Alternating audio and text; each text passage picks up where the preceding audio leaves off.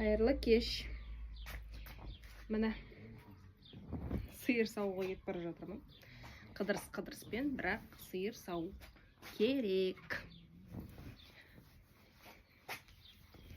Бұл менің неше жыл болған шалбарым.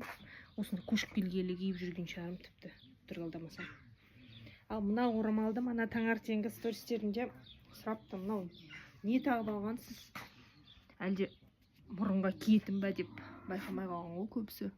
Бұл деген осындай міне простой хабы материал орамал. Мұрным кішкене сыр берейін деп жатқан кезде мен уже осыны тағып аламын. Сосын басқа орамал. Кейде болады, мұрным үйреншікті болып қышымай жүрген кезде, онда мен кәдімгі медицинский маска киемін. Бір-екі күннен бері кішкене іші жыбырлайтын болып жүр.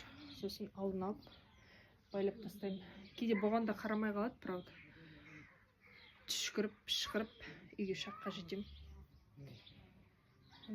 Қалың кофталарымды тастап, жұқа халаттарымды шығардым. Сонымен екі сиырым келіп айқайық салып тұр. Мен жаңа сыртқы есікте жапқышым жоқ еді.